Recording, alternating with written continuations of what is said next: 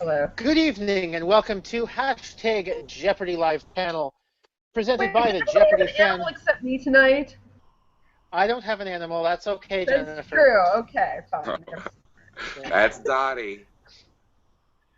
So yes, this is hashtag Jeopardy Live Panel, presented by the JeopardyFan.com. It is April 3rd at 7 o'clock, well, 7:07 p.m. Hey, it's opening day. First pitch, 7:07. What can I say? Blue Jays 153, so it's a good day up here in Canada once again. I am Andy Saunders. I will be the moderator for tonight's discussion. I have three panelists tonight, two of whom have pets, one of whom does not. My first introduction will be Presented to, by the ASPCA. pardon me? I said today's Jeopardy Live Panel is presented by the ASPCA. Yeah. That, folks, is David Kendall once again, J-Board moderator, J-Archivist. Thanks for joining us again, David. Always a And, pleasure. our next introduction, somebody who does not have a pet. Welcome back to Jennifer Morrow. I have 3 philodendrons, however. 3 of them. Surely So that adds up to 1 pet. So I hear you've got tickets to Hmm?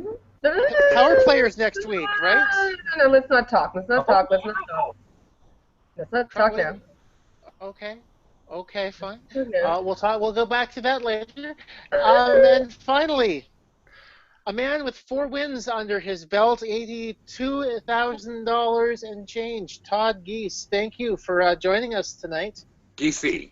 Giese, my apologies. Sorry. Yeah. Yeah, that's the way it is. It probably should be, it was German to be Giese, but, Okay. who knows? Okay, yeah, so it's been quite a week. First of all, Todd, congratulations on all your wins. Thank you so much. It's what a blessing, yeah. By the way, if anyone has any comments on the hash, you can, any comments for the panel, you can always use the hashtag Jeopardy Live Panel on Twitter. If I like the comment, I will read it out on air. Also, this is the 100th episode of Jeopardy Live Panel, so I know somehow isn't 100 episodes the threshold for kind of the Syndication. we have 100 we have 100 episodes, we can get syndicated now. Right? Shop at all the major networks, see who will take you. Okay. So yeah, I guess it's probably a good spot to start. I guess we might as well just go straight through. Start off with Monday's. Well, actually, we talked about Monday's episode a little bit because Doug was on the panel last week. But what were your impressions of Doug and Aaron, them from the audience? Well, Aaron, I love. We were actually there, our tapings were February 2nd and 3rd. So both Aaron and I sat through a whole week of tapings and didn't get picked to go up. And so we both had to come back the next day. They told us, when we were going out there, we knew we had to be out there for 2 days. They told all of us, but some people got picked immediately and were sent home. But we got to watch a full day of tapings, the commissary and everything on February 2nd. And then she got picked first game, for February 3rd, and I got picked for the second game. So, no, yeah, so we're good. She's from New Orleans also. I'm not actually from New Orleans. I'm from Houston, but I live in New Orleans. She's from New Orleans, but lives in D.C., so definitely on that first game, that's what we were talking about with Alex afterwards, was the New Orleans stuff, and that the next week was Mardi Gras. So I guess that would have made things a little bit awkward for you, getting the call to tape around Mardi Gras, being that you were introduced as somebody who works as a hotel front desk manager. right? I mean, no, my work was very supportive, or is very supportive, of the whole situation, and it was, you know, like I said, it was the week before, so the this taping that's coming up on Monday isn't until actually 2 weeks later. They, for some reason, so I came back much later for this one. I'm No, guessing you might I, want to I, be on the Mardi Gras anyways because it's so busy there. Right. No, no, no. I went home and worked, and it was very weird to go back and work. I worked a lot just to keep my mind off it. It was a long time, to be off 2 weeks for the whole weekend without knowing and not telling anyone. Right? Now, because I've personally asked this before, but some of our viewers or listeners might not know the answer to this, so I'll ask it anyway. What exactly happens when you're the carryover champion like that between a set of taping days? Right. Yeah. I mean, so yeah, a week of shows is one taping day. So that Yep. Friday, if you're coming back, you get, say, you have to ride home basically, or what are you doing? And I was like, because I'd been there the day before when they'd done that, so I knew the drill, and I shared a cab the week before, with a girl back to the hotel. But this time I was like, there's that really cool bar across the street, the backstage bar right there when you exit the Motor City lot, in Culver City. So I went there and I had a couple of drinks with my little suitcase and stuff, and I was like Google mapping it, and I was like, I could walk for an hour, and it was a beautiful, LA day. So I just hoofed it back with my suitcase to the hotel, that had my little LA vacation. But yeah, so what they do is, you go home, that's it. Don't say anything. You got to come back. They pay for your flight back, but not the hotel when you go back. Okay. And yeah, they say, you'll be taping this day. Come back on this day. Okay. Yeah. And so I didn't have to. I was all worried about the Mardi Gras the whole time, but they were taking a vacation anyway. I think they were. I don't know if they were filming or it was just a vacation or what. But they were all partying down in New Orleans. Exactly, right. They all came and stayed in my hotel. Jennifer, were you a carryover contestant? Or you're like.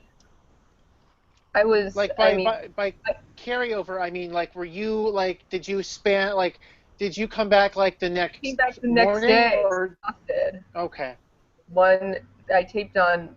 Actually, I'm almost coming up on my tape anniversary. I taped on Monday, April 20th, and Tuesday, April 21st. Okay.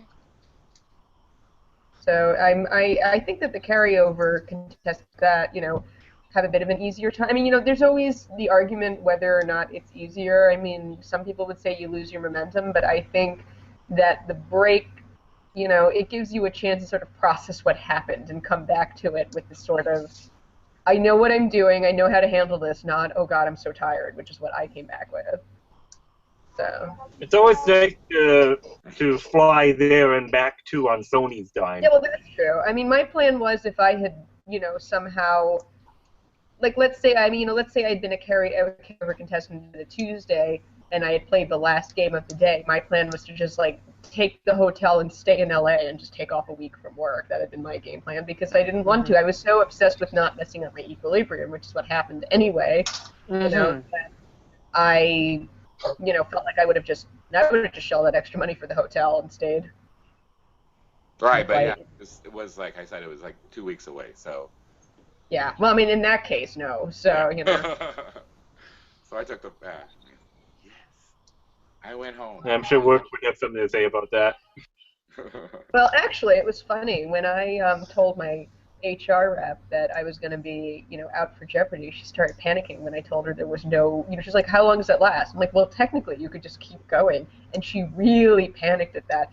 And said, well, I mean, if, you went over just know that if you went over your vacation days, you would have to use unpaid time. And I went, while I appreciate your faith in me, I don't think, given what that would imply, That would mean I was one of the greatest champions of all time, if not the greatest. I remember That is true, and I have several weeks of vacation time left over. I remember At that reading. point, I remember reading in Ken's book about how he kept going week after week after week, and his boss kept on having to come up with more and more implausible excuses in order to cover for him. But I also seem to recall that he mentioning that he wasn't very good at his job, so his boss didn't mind him being away week after week after week. Yeah, I mean, that's easier for the West Coasters, I guess. But How many tapings? I told my boss did I he do? would. Sorry, Tom? He was 74 shows, but how many taping days did Ken do?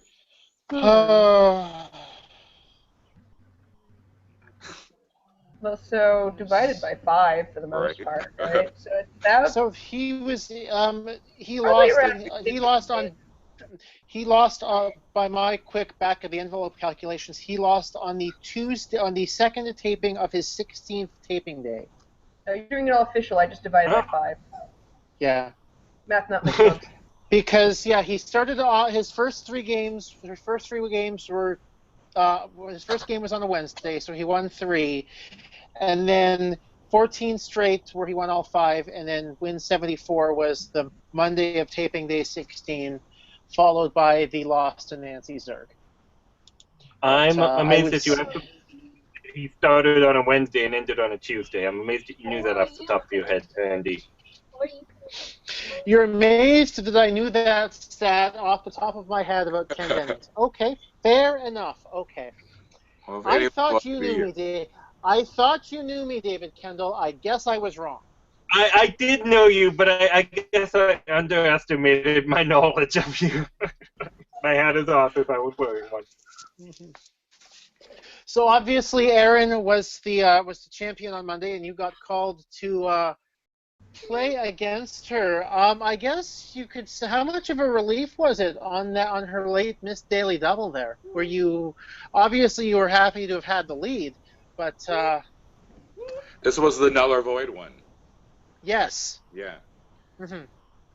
I don't know if I was paying that much attention to the scores at that point.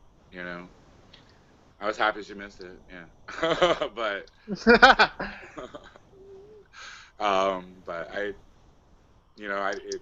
she didn't take a lot of time to think about her score, or what she bet. So I didn't get a lot of time to think about where we were and stuff like that. It's very quick. It's so nice to see the games again to remember them, because I have so little recollection of what actually happened. Yeah.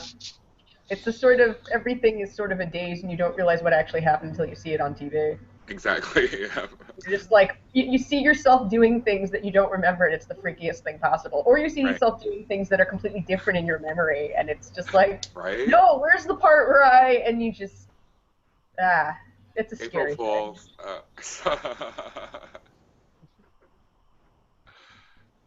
But yeah, yes, absolutely, that's it. Yeah. But I'm remembering it all myself again. So, did you have any, secrets on what to do on the buzzer? Because I mean, in Wednesday's game, Bill got in twice in Double Jeopardy, and obviously you and Megan were kind of just completely demolishing him on even the last 24 clues. It was I had one person comment to me that, there's a third person in this game. Right. And, Duck. How can you forget Snazy Duck? All right. That's Bill? Yeah, that was, sorry, yeah. His story was Snazy. Remember he did the Daffy Duck sneeze for his interview? Yes. Love that. I love that. I don't know. I mean, no, he was so sweet. Panel vote. Alex voices. How do we feel about them? Okay. To be honest, and the theme of voices. On the theme of voices, you know what? I think it kind of adds, a bit of humanity to the show a little bit. Mm-hmm. That being said, I prefer it, when he does a full category of the voices, and it's part of the conceit of the category, like the Tarzan category. Yeah, I was sort of segueing into that. So. Yeah. I was a big fan of that category. The thing about the voices I don't like is that when he gives the voice on like a $2,000 clue and it ends up being a big hint to the contestants. Yeah. Definitely with you on that one, yes. That's like the Final Jeopardy a few months ago, where it was Eleanor Roosevelt, right? And he did an Eleanor Roosevelt. Was that what it was? It was. That could be one of them. That feels like one of them. The Eleanor Roosevelt voice? I think, yeah. I mean, he sort of like. Let me see. Which one am I referring to? Yes. So it was notable. It was on the. It was Matt Jackson Game 6. So it was October 2nd, 2015. And the Final Jeopardy was notable American woman. UN delegate was one role of this woman who wrote, "I could not be contented to take my place in a warm corner by the fireside." Except Alex read it as, "I could not be contented to take my place." Like it just did an Eleanor Roosevelt voice. Well, yours is very good. Yeah, I mean, it was like, well, if we didn't know it was Eleanor Roosevelt before, we certainly know it as. Let's see who got it. Actually, Matt. Everybody except Matt got it on that one. Matt Jackson. I don't know if it was the voice that really gave it to them, though, because, I mean, it had Fireside in it. Yeah, I have Fireside in it, but I'm sure it helped. I mean, I was just like... You have to ask a lot of people, hey, did the voice help? I wouldn't know what Eleanor Roosevelt sounded like. Oh, well, you're Canadian, so... I am Canadian, yeah, but... Most Americans, I think a lot of Todd Americans... Giese, Todd Giese, what Eleanor Roosevelt sounds like? Let's play a clip of Eleanor Roosevelt in the back. So when she was UN ambassador, there has to be plenty, right? Good. Hang on. Yes. All right. There we go. And Alex Trebek was doing an impression of this. This celebration of innocent joy on Human Rights Day. Ever since the Declaration of Human Rights... And so we read Final Jeopardy in that voice. Human rights was passed in time. I seem to remember this, and I also want to say I think your Eleanor Roosevelt's voice was much better than Alex's Eleanor Roosevelt. It was better than Eleanor's voice.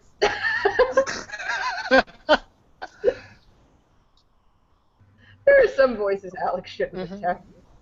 I presume, by the way, David is just having a couple of technical difficulties, and I'm sure he will be back shortly. But we have Dottie here to replace him. Hey, perfect. Dottie. So, my next question for you, Todd. So are you more of a Spider Solitaire guy like Alex Trebek instead of Minesweeper?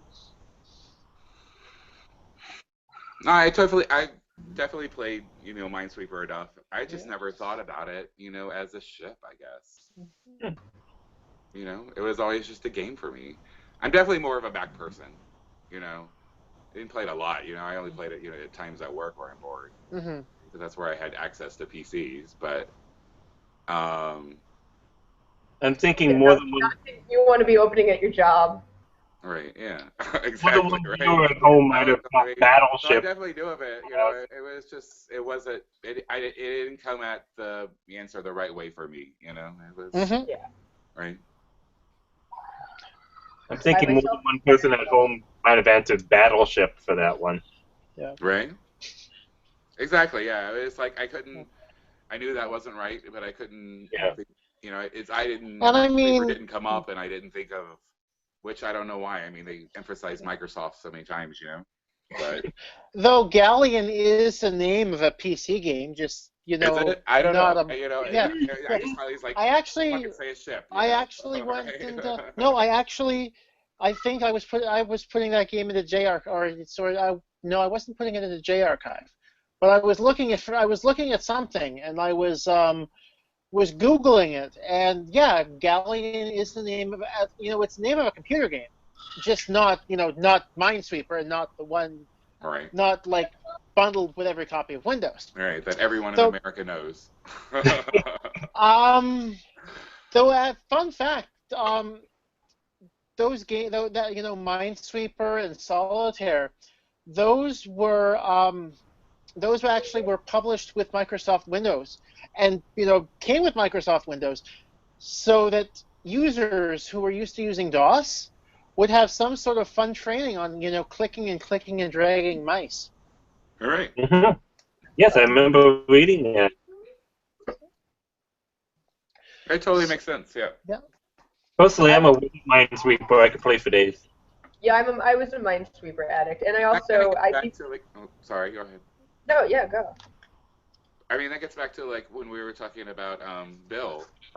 Is if you asked me if we thought we had an advantage on the buzzer, it's like I'm pretty, barely on the cusp, hanging onto the cusp edge of technology. And like I said, I had, was in college in '91 to '95, so we were, using Pine and Elm and things like that, for to use the internet and stuff. But I went to a science college, at Rice in Houston, so I was early user of it, definitely. But I still play, games on my phone and things like that. I don't know if Bill does that, So. I actually have a theory about the whole buzzer thing. Like, video games makes you good at the buzzer thing. I don't necessarily think that's, a given. Like, I know a lot of people say, oh, I played lots of video games, so I'm good on the buzzer. Or I never played much video games, so I'm not good on the buzzer. I think it's much more about internal sense of rhythm. I tend to think anybody has an advantage on the buzzer. I do believe there is one group that has an advantage on the buzzer, and that's musicians. I think that anybody who has, who can sort of sense out a natural rhythm is likelier to be better at it than people who don't. But I don't really think it's video game related so much. I think it might help a little bit, but I don't think there's a direct correlation. That's my theory anyway. I think it's, to be honest, I think it's a combination of both, in that, gamers have that reflex. Yeah. That if they're working off the lights, there's a better chance, like a gamer will have more success working off the lights because they'll be able to react very quickly to the lights. This because is it seems like, yeah. I did not whereas, use lights at all. Because I reacted off Alex's voice. I mean, I don't have any, I have failed musical training, but I appreciate and studied about music. I feel like you. It's like I know Alex's rhythm, from having listened to it for so long, and I did not look at the lights once, Yeah. There should be a poll or something. I'm curious now, Except for music questions, Yeah. It would be really interesting to have a poll and ask people. I mean, I know there's been a lights or buzzer, there've been lights or buzzer informal polls and stuff, but I wonder, lights and buzzers and then broken down by, I don't know, background. Like, do you have any musical training? Do you have any gaming, music and gaming? I don't know. I'd be interested to see the intersection. I wouldn't call myself a gamer by any means, though. I think I know the feeling. Along the lines of the post I made, was it? Yeah, it was Thursday, to the Jeopardy fan, report based off what Megan Barnes reported to me. Clearly, I think maybe she needs to spearhead this, spearhead this poll as well. But I may get in touch with her about that. But yeah, that sounds like something very, very interesting. You were saying, Jennifer, that there's been informal polls, lights and buzzer. How do they, lights and voice, how do they normally like I said, flatten out? I forgot. I mean, there should be, I don't know, there should be we should put out an official poll or something. I don't know. I mean, it's just been casual quizzing among people, I guess. I don't know. But I think there should be a formal poll about this. This could be interesting. I think there should be. I'd love to hear it. Yeah, how much of a gamer would you consider yourself? How much musical training do you have, etc. Yeah, how good can you say your sense of rhythm? And related to how well you did in the game too. Like if you're a game winner or a multi-game winner, did you go by lights or voice, and if you didn't win your first game, did you go by lights or voice? Because that also might be a good factor too. Yeah. Good luck right I'm now. curious. If you're, by the way, if you're watching and have any opinions on, lights, voice, musical training, please use the hashtag Jeopardy Live Panel, and I'll probably end up reading them out. Actually, I'm most curious. I'm just going to name drop him right now. I'm curious to know what Fred Vaughn went with recently during his run, lights or Alex's voice. But I'm a bit curious as to what Stefan Goodrow went with, since he was a video game tester at the time. I think he mentioned it a time or two, but I can't remember what he said. His game was so long ago now, about 6 years, I'm thinking. Stefan Goodrow would have been 7 summers ago now, like the summer of 2009, I believe. Oh my goodness, was it that long ago? I'm getting old. Oh, there we go. Fred, you've responded. Thank you very much. Voice first, timing off of Alex's last syllable. However, if he's rebounding off someone else's miss, he went off the lights. Yeah, that's a good strategy, I think.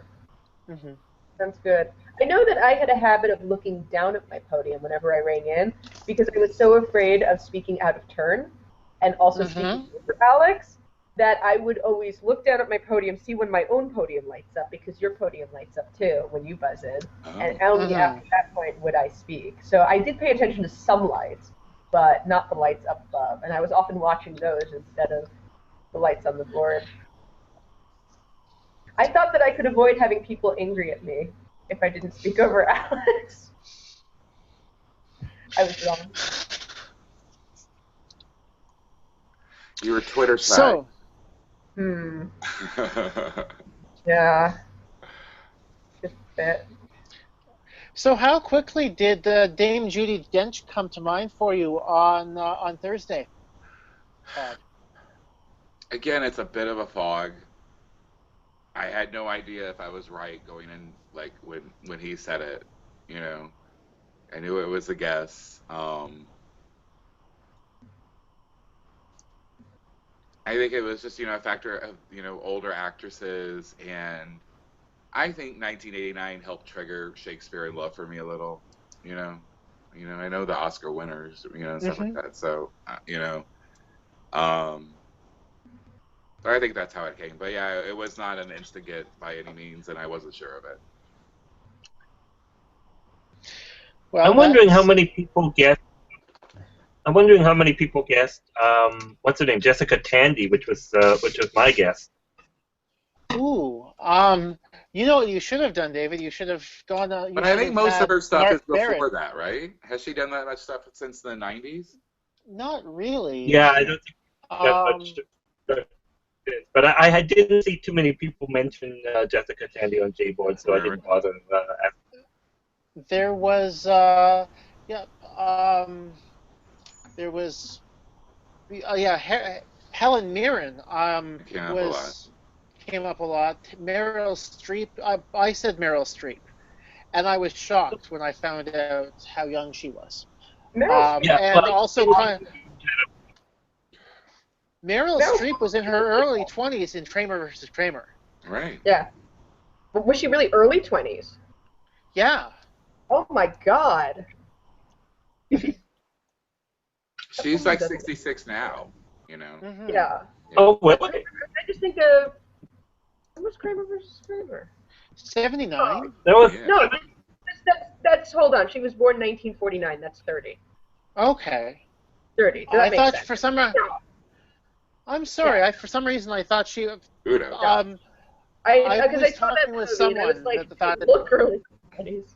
No, she's 30. Sorry about that.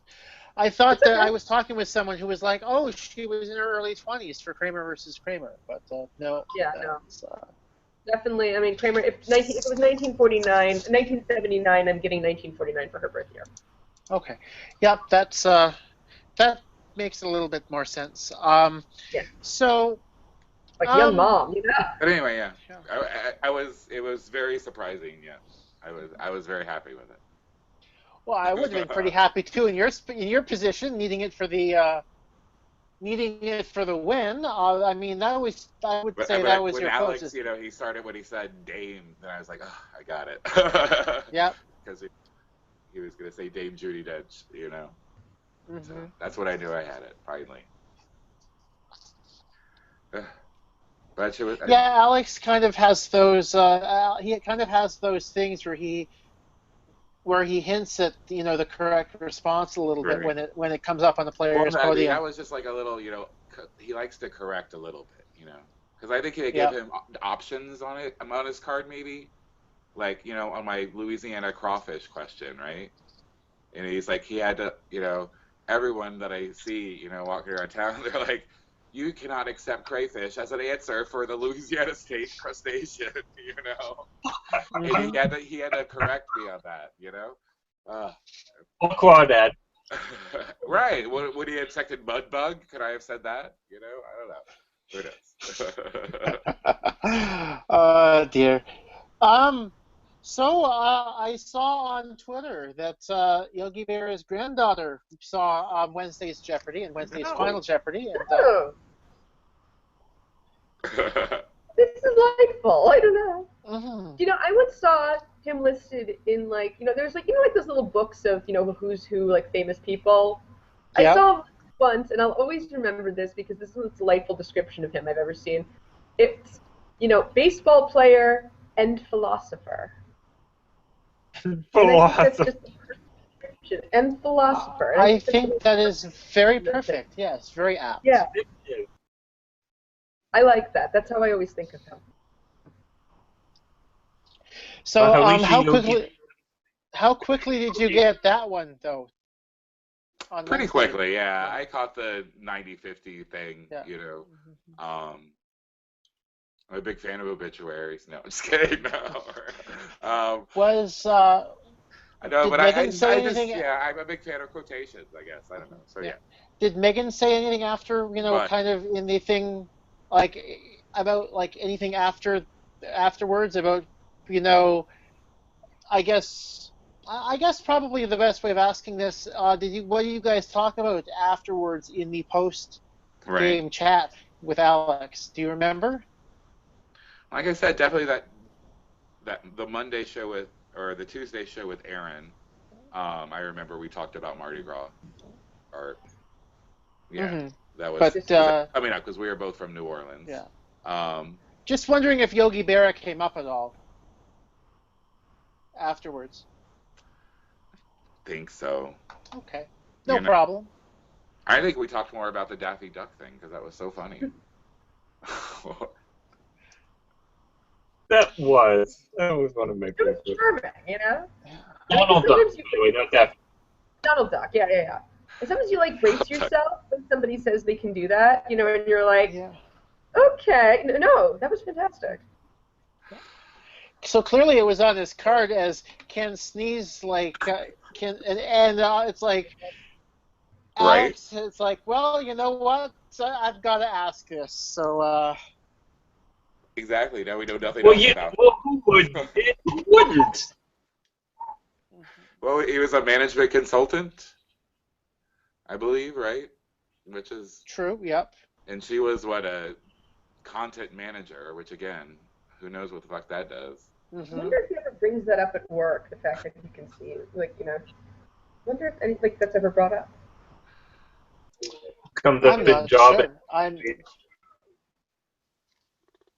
I will say, on the subject of contestants who do good impressions, Fritz Brantley from, who was Fritz on earlier last year, along with me, you know, we used to work together, and I remember he could do an amazing impression of Ira Glass. So sometimes I'd be sitting at my cubicle, and, you know, I'd just hear him announcing, you know, Sarah Vowell will be on in a few, you know, like, and it's just kind of great, you know, just launch into a whole, that's a non sequitur, I'm sorry. That's okay. It has everything to do with, you know, impressions and, you know. David Sedaris' Billie Holiday is amazing. Oh my god. You know, because Ira Glass made me think of This American Life and Christmas. Yay. So what did you have for lunch at the commissary? You sound like you were there twice. So Right. So what the did first you? day, yeah, I did the burger and fries. What kind of Oh, burger? Just the What kind of plainest. burger? I don't know. I don't know. Regular burger, not turkey burger though. No, just beef. Yeah.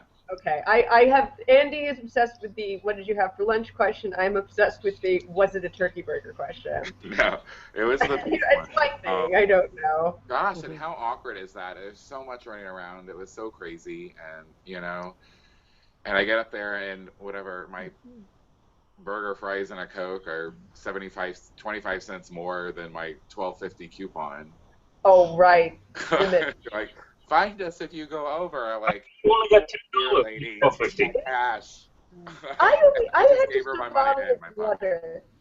Anyway. You know, it does strike me. I've heard a lot of stories of people who say, "Oh, mine was a few cents over, and I felt so awkward." Now they know this is a thing that happens many times, probably many times, like a day per taste test. No, Why? luckily I left my change in my pocket, so I had it on me. But even so, I mean, they give you lunch vouchers. They know that a burger, fries, and a Coke is going to go over it. Why don't they increase it by like $1 so that they're not further stressing out people, like on the most stressful day of their lives, with their, oh God, now my lunch is a few cents over. I mean, just make it, an even like $20 or something for lunch, So anyway, that's the lunch I had on the day that I just watched 5 shows. So last week, Mm-hmm. you Yeah.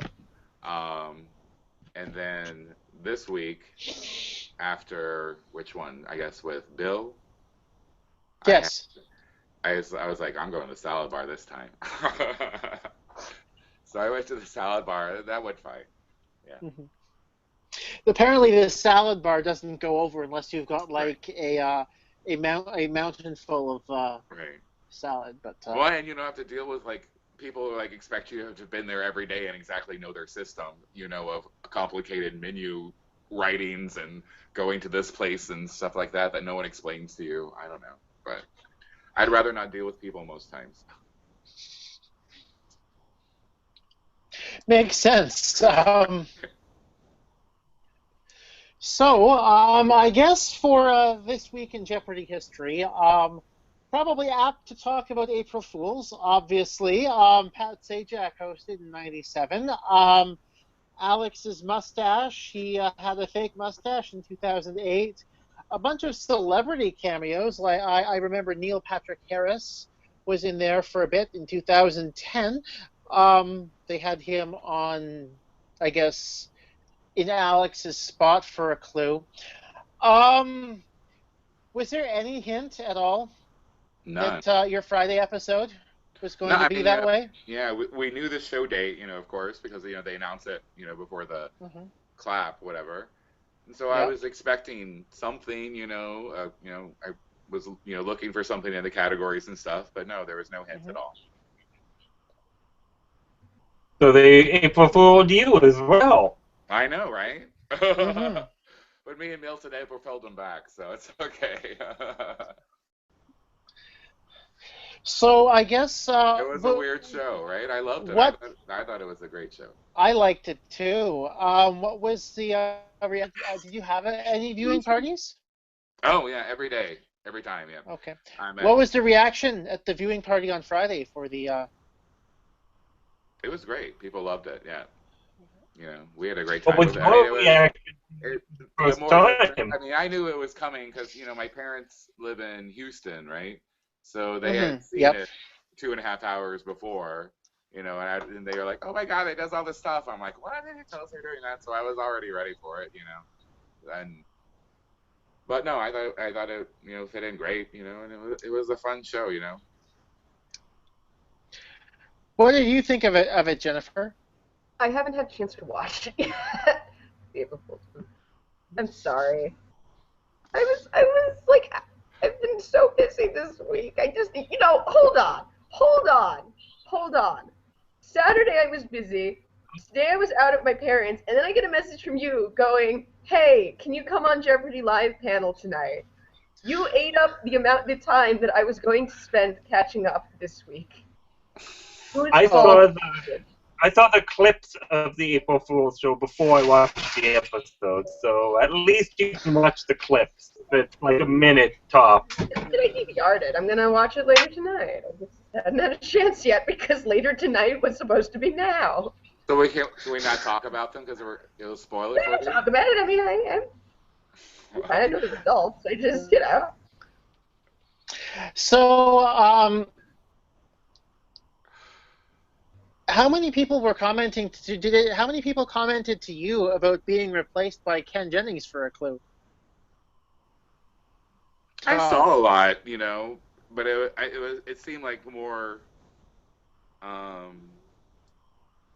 that they were just happy to see him again,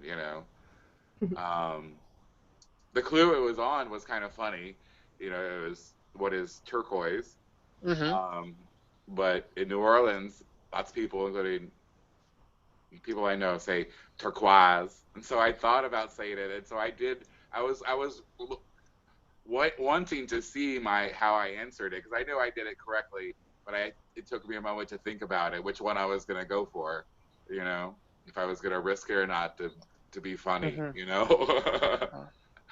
And so I said what is turquoise, but I know I paused at least for a second and thought about it if I wanted to say what is turquoise, but I didn't. But I was ready to see my look there, because I think I looked at the camera, to like for my people kind of thing, Yeah. But oh well, it was fun, Oliver kind of he kind of had a few near misses on a couple clues, and you rebounded from them rather nicely. Right. He wasn't? I should say. Did you get much of a read on kind of how he was after the show? Well, he was one of the local contestants. Okay. Right. Hang on one second. Hang on, turning off my sound for a second. Right, exactly. I got a call coming in. Hey. I think he was. I don't know. He was very sweet. He was very nice.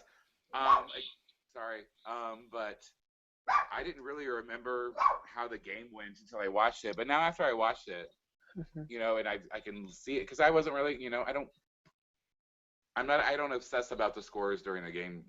Yeah. So, but yeah, he started out so great, and I think it was like you said, those rebounds, where I got Oscar Isaac, which I would never have gotten otherwise. I was totally I recognized that as, fitting the category better, because it was double first name. And I got, he said dried ice instead of dry ice. Yeah. So it's again, it was a pronunciation thing, which I had my problems with before, so. And of course, Final Jeopardy on Friday, the subject of your T-shirt. Right. I had this already. I don't think I those. I've had this for many years. Maybe that's why I said it. Who knows? I don't know. It's what was it on the second day? There was a question that basically asked, what city is Jesus born in? And I said Nazareth. It was right. And it's just But it was Final Jeopardy, and I have no recollection of what I was thinking then. Who knows? I mean, I know it. I don't know. Well, I mean, to me, it was from me at home, it looked like I was still in that area. Well, you know what? To be honest, from me watching at home, it looked to me like, oh shoot, I don't know the answer.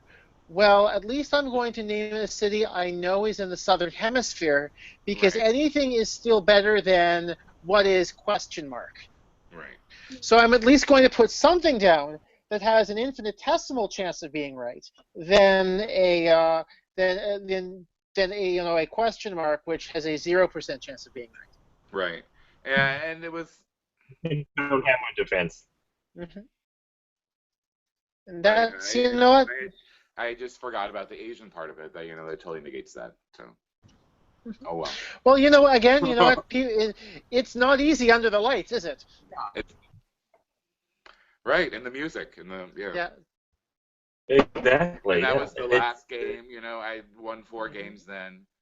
I had, in my mind, I was like, because you go there that day, I just want to win one. I just want to. Yep. I don't want to make a Of fool of course. myself. Really?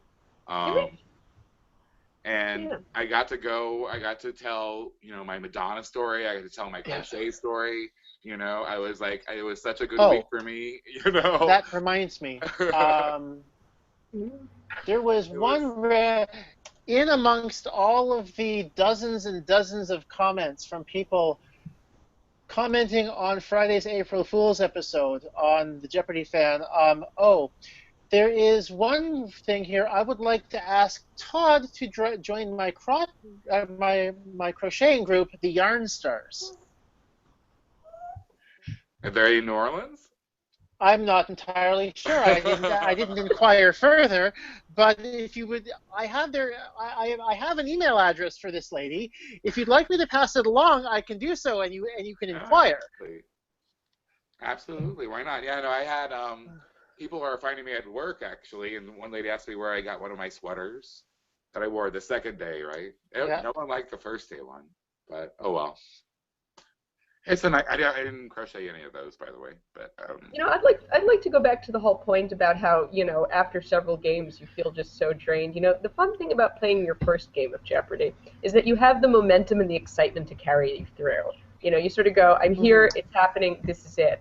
By when you start getting later into a run, you start kind of feeling like, okay, the excitement part is gone. It just becomes a grind. Where you're like, I have to get through this. I have to get through this. So there's almost a part, I know that in my third Final Jeopardy, there was a part where I was just like, I'm so done right now. I also knew that I was in second and the leader would have to miss it in order for me to win, but I was just like, I'm done. I can't anymore. Well, I know you haven't seen Friday, so you don't know, but it was a lock for me. There was no way I could lose. Uh-huh. Yeah. And so I was like... It's done, though. It's even, Fed me. Yeah. It just, you just, no more energy left, You're like, I'm on cruise control now. Get me to the backstage bar. Yeah. Yes. I need lots and lots of gin.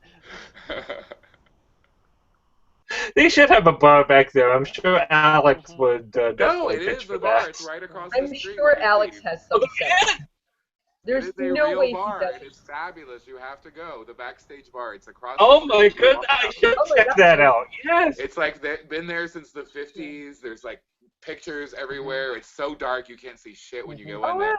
No, I took my I'm sure Alex goes there all the time then. Knowing Alex and his potables. I'm sure. No, yeah, I'm sure all the Sony employees go there. Yeah, Alex, I'm pretty sure is a big wine fan, to be honest with you. Right. Speaking of gin, though, we have a comment from Carrie Green on the hashtag. I'm in the car and haven't seen Jeopardy in 4 days due to hashtag Worlds 2016. She's been at the World Figure Skating Championships in Boston. But how are y'all doing? We're doing fine, I think. Yeah. I'm exhausted, but fine. How did the World 2016 Championships go? How did the figures? I'm not entirely sure. I know Canada won at least one gold medal because was like Canada won, but there was I saw one where Canada won one event. Also, the American crossword puzzle tournament was also this weekend in Stamford, Connecticut, and I think June, from what I gathered, June did well, and Jason Keller, I think, too. Yes. Where do we know where June Pock finished? Hearing fourth, I'm not sure if that's the final standing. I don't know. Don't they always have a crossword thing around the time of Ticona too? I don't know. Where's Will Shorts when you need him? Yeah.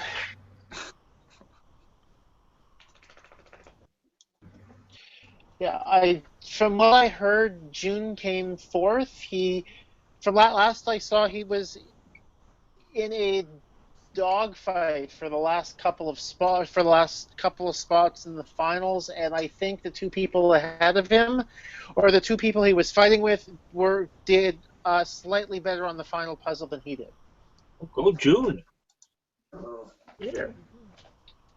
So that's kind of where why I think he finished fourth. June came in June came in fourth. Oh. Yeah. Hmm. What else do we recognize? Well, congratulations. Well, you know what? A lot of familiar names over here. Andy Kravis. And yeah. How did Andy do? Andy came, I see him right below, so 5, 6, 7, 8, 9, 10, 11. Oh, good for him. Yeah. And you said Tom Keller's there too? No, Jason Keller. no, How did Jason Keller. Jason Keller, where is Jason Keller? I know he see came him second in New Jersey, didn't in he? New Jersey. I see him a bit farther He down, was- but still pretty high. Yeah, hold on. Yeah, where did he? Rank is Jason Keller, 42. Pretty good. Pretty respectable.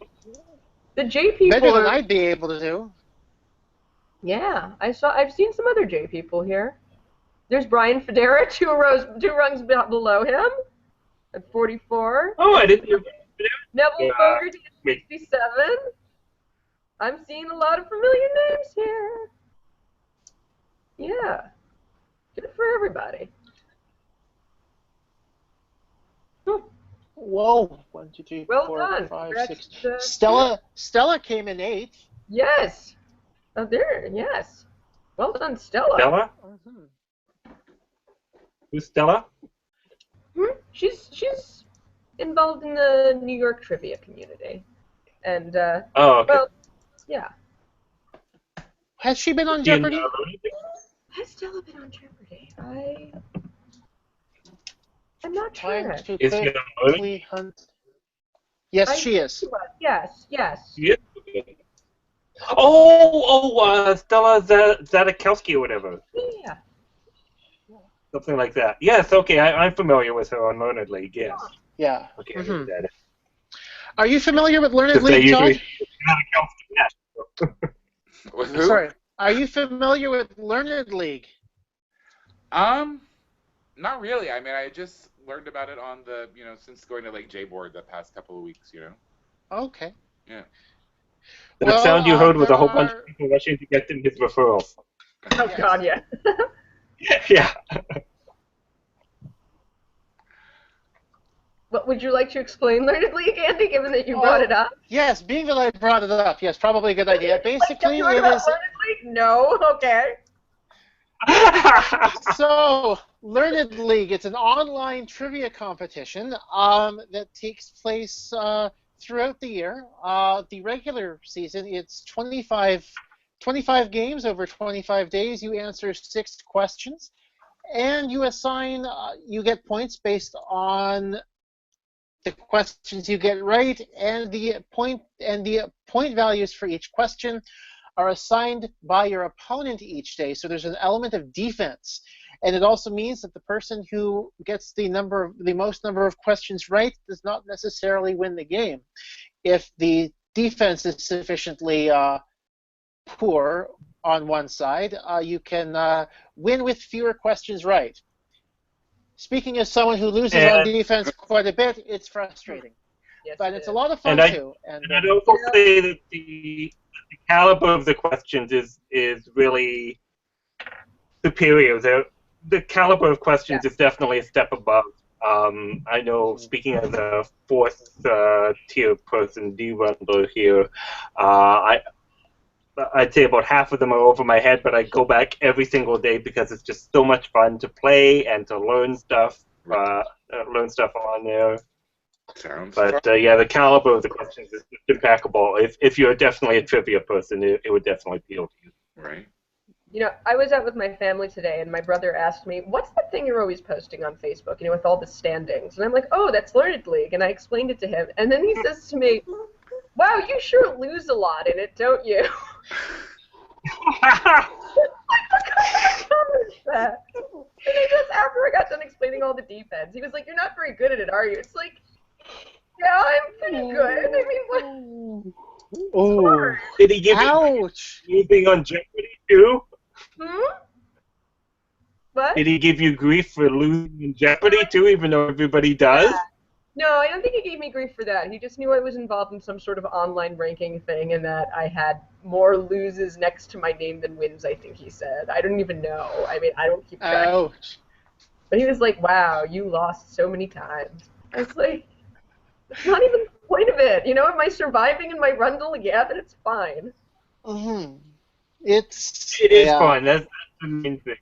I usually just refer to it as my online super hard trivia league. Yeah. It does have a masochistic element to it, where you just, you know, nobody who wants to be good about your trivia skills goes on Learned League. It's sort of a, you know, let's see how much I have to go, you know. There's this sort of let's all be, but the thing is we all share it as a group, and I think part of the fun of Learned League is just talking about it with other people and saying, oh yeah, that was so hard, I couldn't get that one either. I definitely find I do that quite a bit, you know. What did you come up with on this one? What was your idea? Yeah. Oh.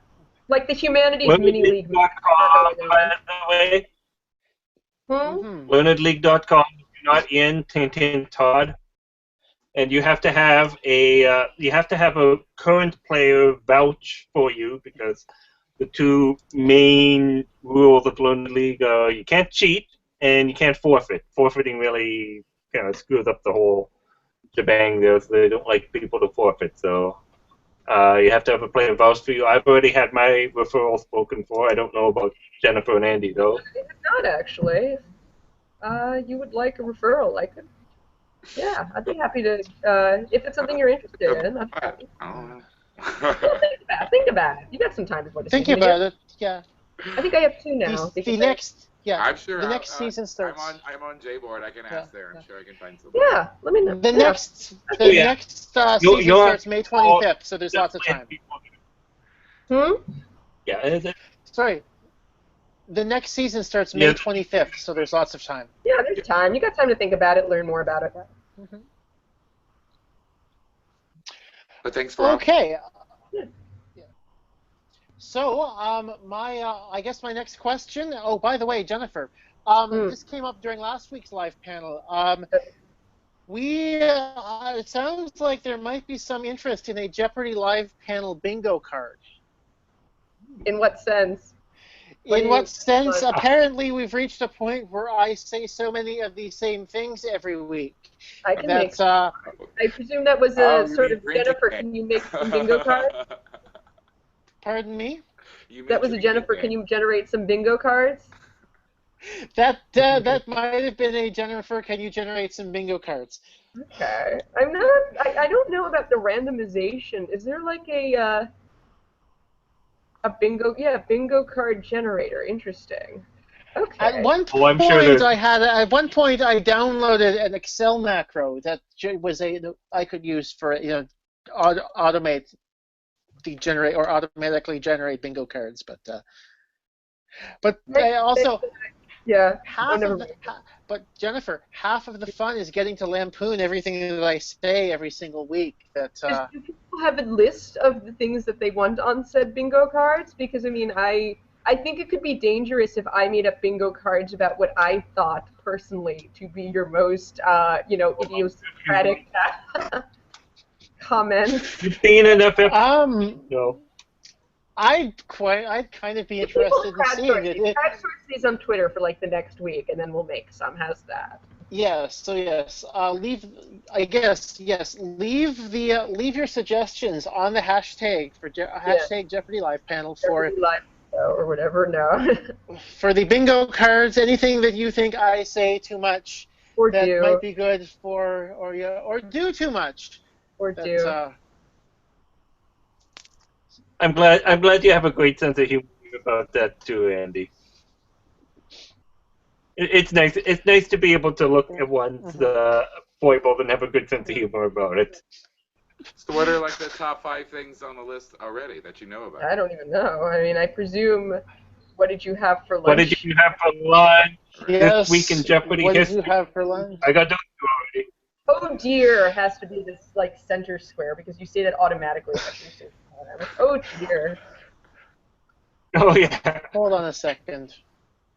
So, See, this is why I can't do it. Look at his face when I even brought okay. that up. Nothing I have a question for you now. Jennifer Morrow.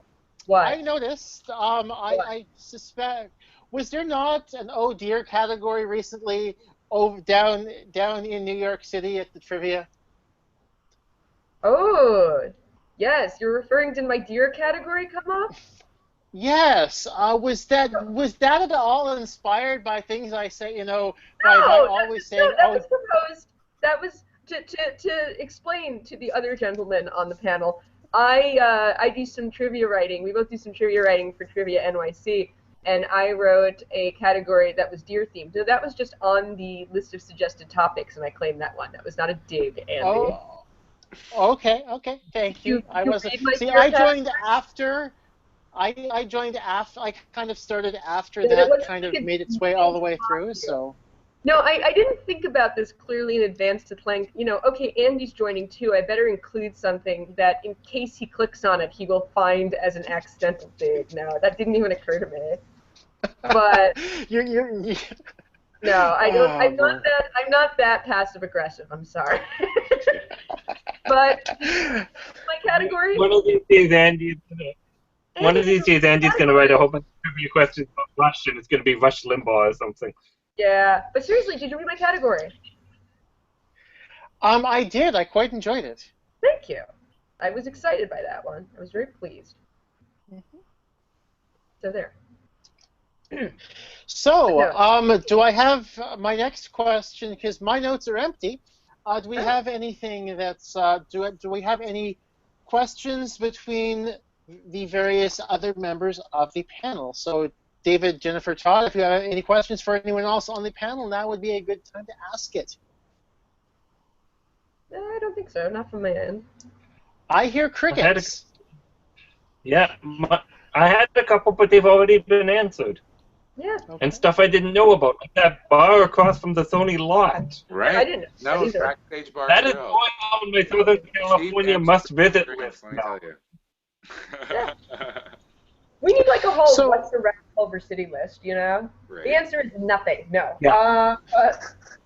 And it takes 1 hour to walk from the studio back to the Oh recommended. God. Yeah. Okay. And I walk from the hotel a to list- the airport too. And A list of Wait, you things walk? that one should see while they're down in Southern California. I would think O'Brien's would be on the list. Probably. I tried that little Mexican place. Did y'all stay at the hotel? Did y'all go to that? What is it? The I stayed at the diner right hotel. there. The Doubletree. I am. Now, There's that diner right there that has pancakes and stuff. Oh, it's so I- great. Where's the place with pie? There was a pie place nearby that had really good pie, and that's where I went after I lost. I don't know. Mexican place. That was the Mexican place was okay. But it was delicious. I'm hoping that somebody else that's listening chimes in with some more recommendations, though, on things to do in Culver City, because that will be. I'm sure that will prove to be useful. I would think that should be codified no, somewhere, yeah. written down, that it can be Right. referred to. Sorry. I believe it was Coco's on Sepulveda, I guess Sepulveda? I'm not sure you pronounce it, Boulevard in Culver City. So Coco's, good pie. Okay. There. That is going on my list of things I need to obviously partake in once I, if I, at some point, if I hopefully I will get the call at some point soon, but we'll. Same here. But for everyone here at Jeopardy Live Panel and the JeopardyFan.com, thank you for taking part tonight. I much appreciate the fact you took a good hour and a half out of your Jeopardy watching time to to join us tonight, Jennifer. Thank you.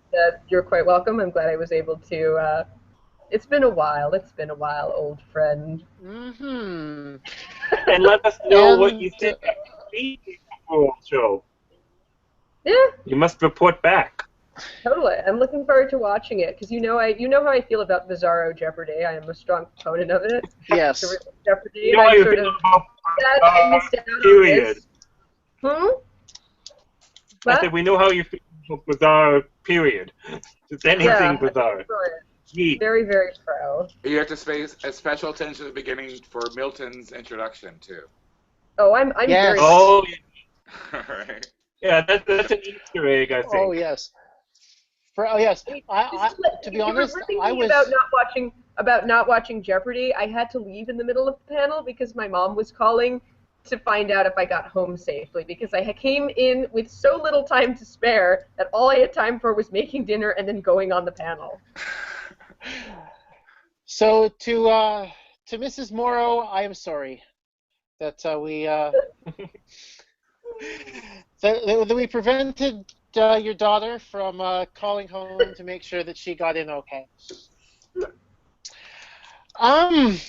So best of retroactive luck to you on Monday's episode, Todd. Mm-hmm. Looking forward to it. I'm looking forward to it too. We'll see if it's been over 100 episodes now since we've had a 5-time champion. So I'm looking forward. Obviously, Todd gets to sit and chuckle as we discuss, that possibility because he obviously already knows. But I'm seeing a poker face there. What? Yeah, I'm seeing a really good poker face out of Todd right now. So good. I'm impressed by that. 4 wins. 4 wins already, right? Yeah, 4 wins. So the streak ends. He's most likely going. Pretty good shot for the TLC, I would say, at this point. I'd say you did. No pressure. No question. No pressure. Yeah. No pressure. Speaking of, I actually kind of have to say thank you to Fred Vaughn as well. He was the one who actually pointed out, like, oh, you need to watch, you need to keep a very close eye on the introductions for to see what Milton does, because I think Fred appreciated that quite a bit. But what's her name? The contestant coordinator. Maggie. Not her name. Right. Maggie? She loved him, Milton. And oh, she really? Would, like make do his guns and like do all kinds of shit. She was all over him. Oh, Maggie is just a treasure. Yeah. Okay. So once again, for everyone here at Jeopardy Live Panel and the JeopardyFan.com, thank you guys for taking part. Thank you for tuning in. Once again, best of retroactive luck to you on Monday, Todd. I hope you keep winning, but obviously you know the answer to that one better than I do. So we all lose sometime. Yeah, we all lose sometime, Unless you're Brad Rutter. Unless you're Brad Rutter. Unless you're Brad Rutter. Yeah. Very, very well, true. You all lose sometime. Claudia Cordero has been saying lately that she technically hasn't lost. Well, yeah, technically, no. Yes. If you lose, if all three of you, it's true. We did retire 100. So, thank you guys for tuning in. I am going to end the broadcast now. The next one is going to be posted at the JeopardyFan.com. I'm not 100% sure of the taping schedule yet for the next few days, but once again, thank you very much for tuning in, and have a great night.